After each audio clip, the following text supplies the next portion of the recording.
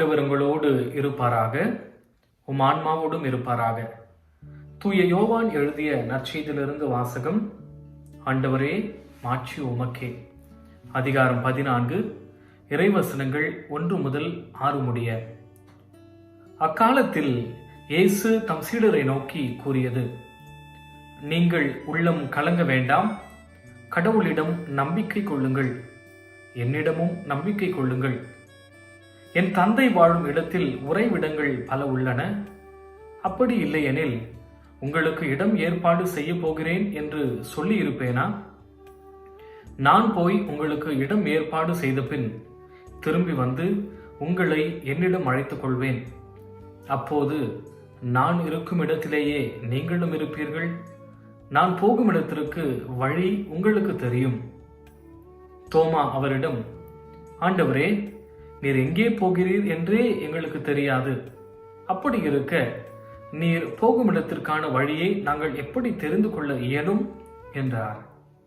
இயேசு அவரிடம்: வழியும் உண்மையும் வாழ்வும் நானே.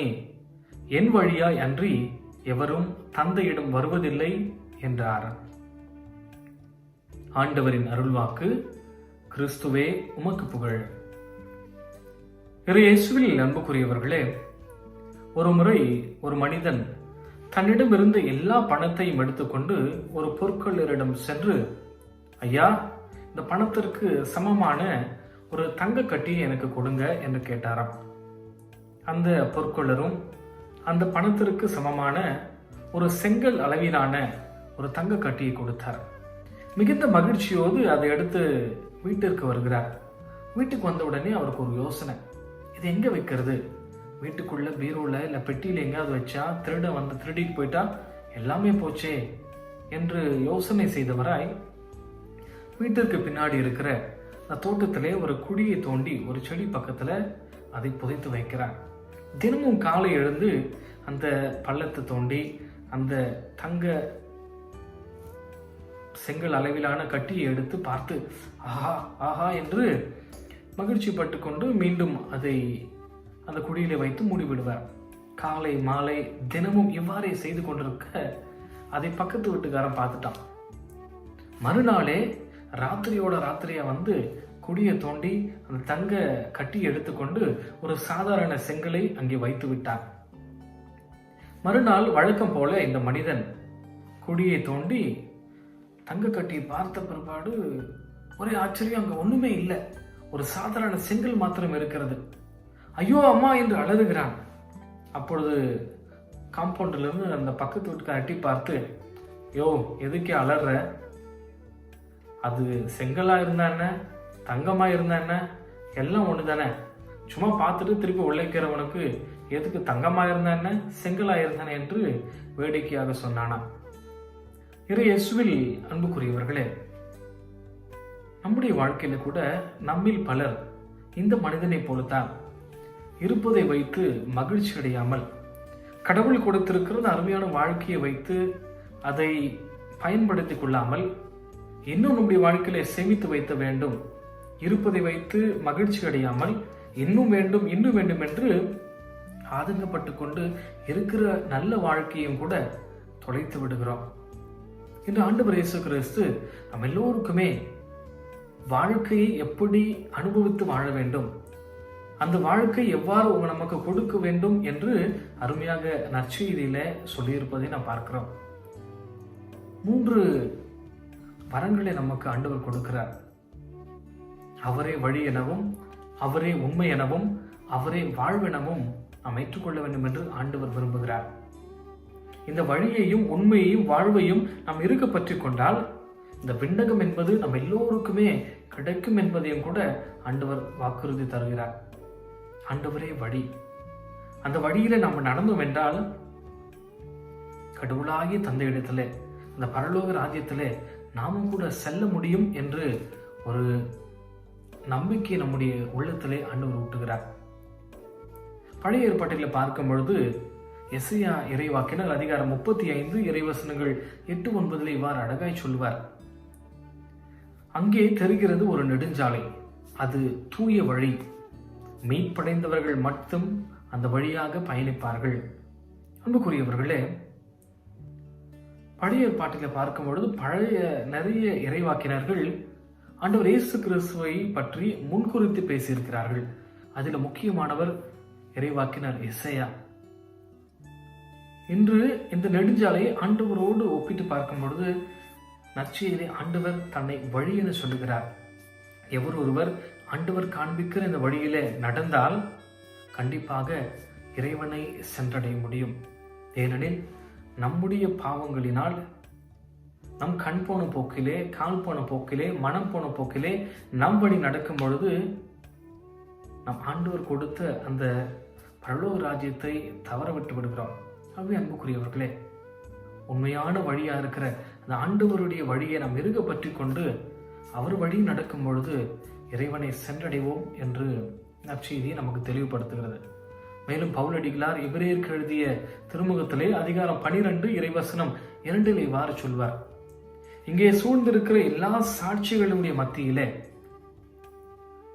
எப்படிப்பட்ட பாவங்களை நீங்கள் சுமந்தாலும், எப்படிப்பட்ட சுமைகளை நீங்கள் சுமந்தாலும், உங்களுக்கென குறிக்கப்பட்டுள்ள அந்த பந்தயத்திலே ஓட முற்படுங்கள். ஏனெனில் இதை துவங்கி வைத்தவரும் வழி நடத்துபவரும் இதை நிறைவு செய்பவரும் ஆண்டவர் இயேசு கிறிஸ்து மாத்திரமே. ஆக அன்புக்குரியவர்களே, இந்த ஆண்டவரை இறுக பற்றி கொண்டு அவர் காட்டிய வழியிலே நாம் நடக்கும் பொழுது இந்த பரலோக ராஜ்யம் என்பது நம் எல்லோருக்குமே உறுதி செய்யப்பட்டிருக்கிறது. ஆண்டவரை நோக்கி பயணித்து நடப்போம். இரண்டாவது, ஆண்டவரை உண்மை. நான் முன்னே சொன்னது போல பழைய ஏற்பாட்டிலே நிறைய இறைவாக்கினர்கள் ஆண்டவரை பற்றி முன்குறித்து பேசியிருக்கிறார்கள். உதாரணமாக மன்னாவை பற்றி நமக்கு எல்லாருக்கும் தெரியும்.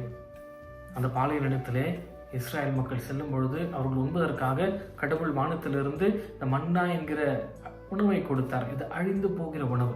ஆனால் ஆண்டவராகிய இயேசு கிறிஸ்து தன்னுடைய உடலையே அழியாத உணவாக நம்ம எல்லோருக்கும் கொடுத்து வருகிறார்.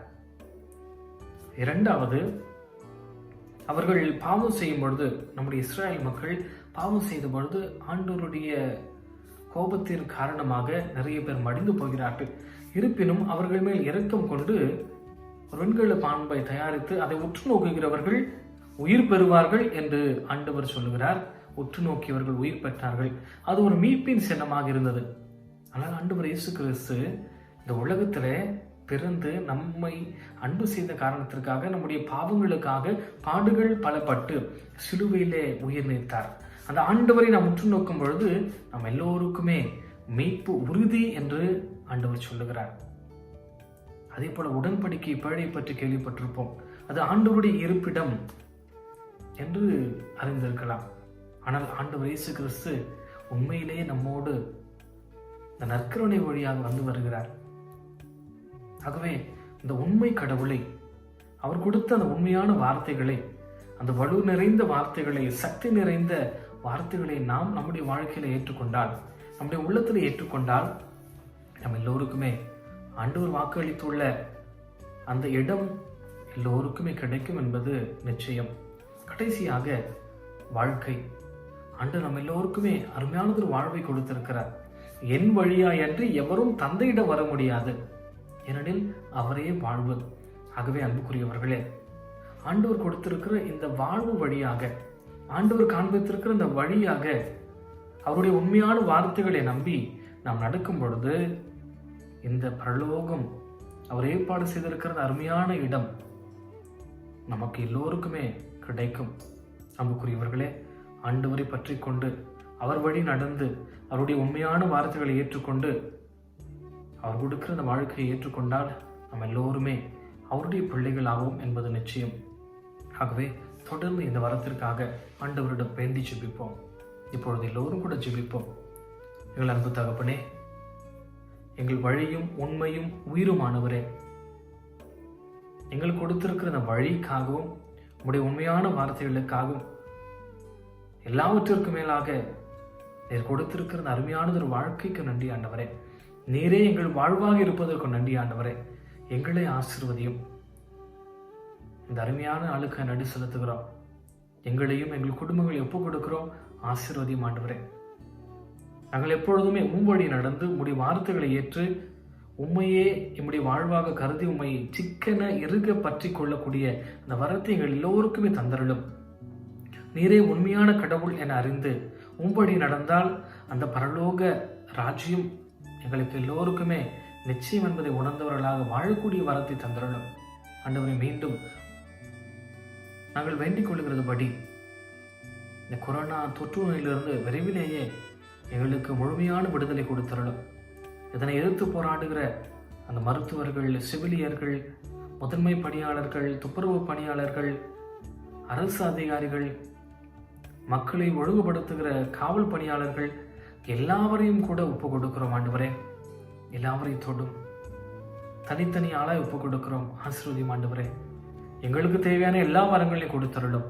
தொடர்ந்து நாங்கள் என்றும் உம்முடைய பிள்ளைகளாக இருக்கக்கூடிய வரத்தையும் ஆசீர்வாதத்தையும் தந்தருளும். அன்னையே, ஆரோக்கிய தாயே, எங்களுக்கு நல்ல ஆரோக்கியத்தை தந்து உம்முடைய மகனிடத்திலே எங்களுக்காக பரிந்து பேசும். ஆமென். ஆண்டவர் உங்களோடு இருப்பாராக, உம் ஆன்மாவோடும் இருப்பாராக. எல்லாமல்ல இறைவன் தந்தை, மகன், தூய ஆவியானவர் உங்களையும் உங்கள் குடும்பங்களையும் நிறைவாக ஆசீர்வதிப்பாராக. ஆமென். நன்றி.